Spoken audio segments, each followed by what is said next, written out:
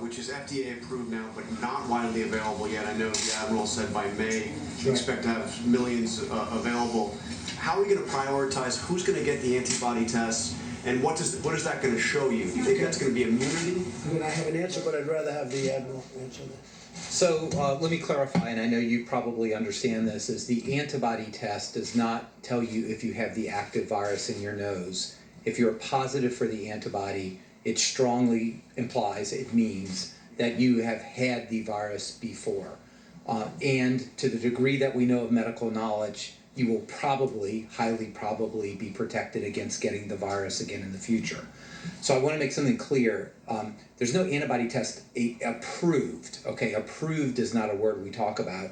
There is a test or two that has received emergency use authorization, and many, many, many others out there that have not gone that way yet.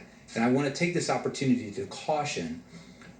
There is a very consolidated effort between the FDA, CDC, NIH to validate some of the tests that are on the market right now, because it is very important that they actually do what they say they do. And we have reason to believe that not all of them are going to perform well. I don't know the primary source, but the Financial Times just reported that the UK had 17.5 million antibody tests that they bought, and none of them work. So we're not going to get in that situation. We're going to be very careful to make sure that when we tell you you're likely immune from the disease, that test really said that. Now, I will also make a statement, and there's a lot of work on here, and I'm very excited about it.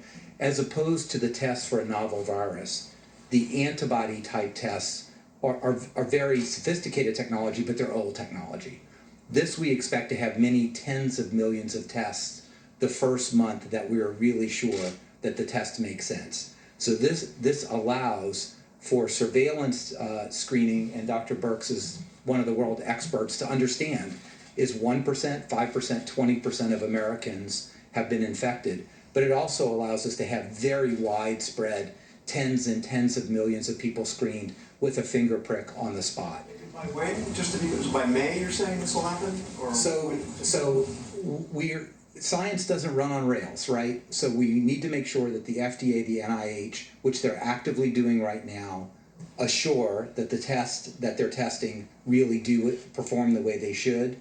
And if things work out the way we believe they will, we will have millions on the market by May in a sophisticated way, in a prospective way, that we get the surveillance we need. We can test people to see if they've been exposed, immune, and go back to work. And a combination of that kind of test with the current kind of test we have now is how America opens back up. And how do you prioritize who gets those tests? I mean, tens of million, we're a country of 300 million. How do you determine who you're going to have a test? Well, we are having active discussions under the leadership of Dr. Birx and the task force, but you can imagine how that is, right? But with tens and tens and tens of millions of tests per month that are available, you could really do very widespread testing. But let me just give you an example. Which nobody else can do, by the way. No other country can do. I'll just give you one example. It would be very important to know if the virus is still circulating here, whether, for example, a healthcare worker or a long-term care nursing home worker is immune from the virus and can't carry it.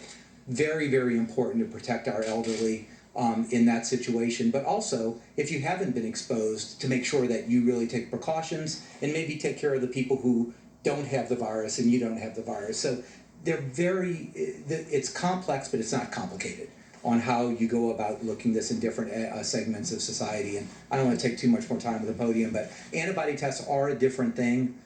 They're coming. We're highly confident that this can be scaled very rapidly and provide us a bit of information we just don't have now.